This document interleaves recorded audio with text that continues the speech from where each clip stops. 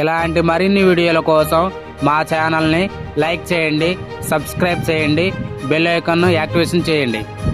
ముఖ్య ఉద్దేశం ముందే మీ అందరూ కూడా ఉపాధి హామీ యొక్క అధికారులు చెప్పి ఉంటారు. మన గ్రామంలో జరుగుతున్నటువంటి ఉపాధి హామీ పనులు, గతంలో చేసిన పనులు ఏంటి, ప్రతిపాదనలు ఏం చేశారు, కొత్తగా ప్రతిపాదన ఏర్పాటు చేయాలంటే మీ యొక్క ఆలోచన ప్రకారం గ్రామ సభలో తీర్మానం చేస్తే ఆ పనులు చేయడం కోసం, అదేవిధంగా దీనిలో అవకతవకలు జరిగినా సరే అధికారులందరూ కూడా ఉంటారు కాబట్టి వాళ్ళ దృష్టి తీసుకొస్తే అటువంటి ఏమన్నా సరే తప్పకుండా నోట్ చేసుకుంటారు.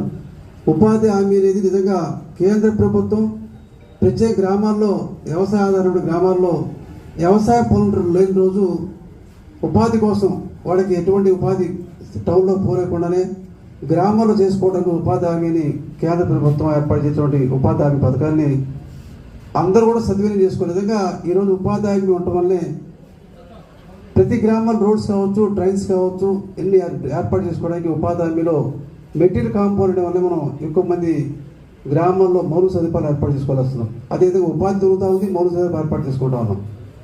మరి దీన్ని పూర్తిగా సద్వినియోగం చేసుకుని ఎక్కువ మందికి ఎవరికి ఉపయోగపడుద్ది, అంతేగాని రాజకీయ నాయకులు వెళ్ళడం ముందు రాజకీయ నాయకులు పొలాల దగ్గర ఆ విధంగా కాకుండా దీనికి ఎక్కువ మందికి ఎవరికి ఉపయోగం, ఎవరు ఇబ్బంది పడుతూ ఉన్నారు అటువంటి ఐడెంటిఫై చేసి ఫీల్డ్ అసిస్టెంట్స్ కావచ్చు, టెక్నికల్ అసిస్టెంట్స్ కావచ్చు, ఏపీఓలు కావచ్చు, అందరూ కూడా నిజంగా గ్రామానికి ఉపయోగపడింది ప్రతిపాదన పెడితే చాలా మెరుగుపడుతుంది. అదేవిధంగా గ్రామంలో నాయకులతో కూడా డిస్కస్ చేసి ఏర్పాటు చేసుకోవచ్చు. ఈరోజు నిజంగా చూస్తామంటే ఎలక్షన్ తర్వాత గ్రామ సర్పంచ్కి పోటీ చేస్తారు లేదు కానీ గ్రామ ఎంపీటీసీకి పోటీ చేస్తారు లేదు కానీ ఫీల్డ్ అసిస్టెంట్ కావాలని చెప్పి ఇబ్బంది జరుగుతున్నారు. దానికి కారణం ఏంటో అందరికి కామన్ సీక్రెట్. అది నాకెంత మీకెంత అనేది బాగా ఉంది. దానికి కారణం ఏంటంటే పనులు రాకుండా వాళ్ళకి ఆదరేస్తారు, నీకు నాకు 50-50. అటువంటి జరిగితే మాత్రం హాస్పిటల్ ఉన్న పేషెంట్కి కూడా మంచి రాస్తారు, సబ్జెక్టులు ఉన్న ముద్దాయి కూడా వేస్తారు, ఎక్కడో హైదరాబాద్ సెక్యూరిటీ గార్డు చేసిన వాడికి వేస్తారు, కాలేజ్ స్టూడెంట్ కాలేజీలో సరే ఆదరేస్తారు. అటువంటి తిరిగితే ఎవరు వాడి పక్కన రాజకీయ నాయకులు సపోర్ట్ చేసినా సరే తప్పకుండా వాడి మీద యాక్షన్ తీసుకుంటాం. ఉపాధి హామీ అనేది సిబ్బందికి ఉపాధి కాదు, పేదవాళ్ళకు ఉపాధి, కూలి ఉపాధి కల్పించే విధంగా ఉండాలి తప్ప వేరే విధంగా ఉండకూడదు.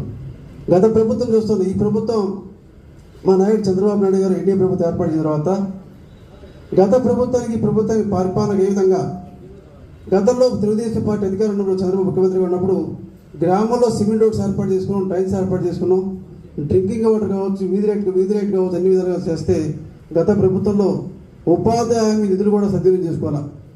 కేంద్ర ప్రభుత్వం వచ్చి నిధులు కూడా పూర్తిగా డైవర్షన్ అయినాయి, వాళ్ళు పాడైపోతాయి కూడా బాగు చేయాల. మరి ఎక్కడ కూడా కొత్తగా సిమెంట్ రోడ్స్ లేవు, ఉపాధి హామీ నుంచి నిధులు కూడా పూర్తిగా సద్వినియోగం చేసుకోవాలి. కానీ ఈనాడు ఎన్డీఏ ప్రభుత్వంలో ఎక్కడ కూడా అవకతవకలు జరగకుండా ప్రజలకి ఎటువంటి సౌకర్యాలు కావాలి, అదేవిధంగా ఫండ్స్ ఏ విధంగా కూడా డైవర్షన్ అవ్వకుండా పూర్తిగా పకడ్బందీగా ఈ ప్రభుత్వం యొక్క సంకల్పం ఉంది. అందువల్ల ప్రజలు ఓపెన్గా కావాల్సిందేంటి, జరుగుతుందేంటి, జరగాల్సిందేంటి, మీరు ఆ విషయాలు కనుక తప్పకుండా డిస్కస్ చేస్తే, చర్చిస్తే ఇక్కడ ఉన్నటువంటి అధికారుల కన్నా ఇంత కలెక్టర్ చెప్పారు, మేము మాట్లాడేదానికన్నా మీ యొక్క ఫీడ్బ్యాక్ ఎవరైతే మీరు చెబితే ఆ విషయాలు తెలుసుకొని ఆ విషయాన్ని మీరు చర్చించుకొని దాన్ని మనం ప్రతిపాదనలు ఈరోజు తీర్మానం చేసుకుంటాం. ఆ విధంగా ఉండాలని చెప్పి కోరుతూ ఇక్కడ వచ్చేసిన అందరూ కూడా ప్రత్యేక ధన్యవాదాలు తెలియజేస్తూ, అధికారులు కూడా మా కాన్స్టిట్యున్సీలో డిఎం ఇంత కలెక్టర్ గారు మాట్లాడారు, ఎన్ఆర్జీఎస్ నిధులకు డిఎంఏ ఫండ్స్ అనుసంధానం చేసి మా కాన్స్టిట్యున్సీలో డ్రైన్స్, రోడ్స్ కావచ్చు, పొలాలకి రోడ్డు కావచ్చు, కమ్యూనిటీ హాల్స్ కావచ్చు, ఇవన్నీ కూడా తప్పకుండా డెవలప్ చేస్తాం.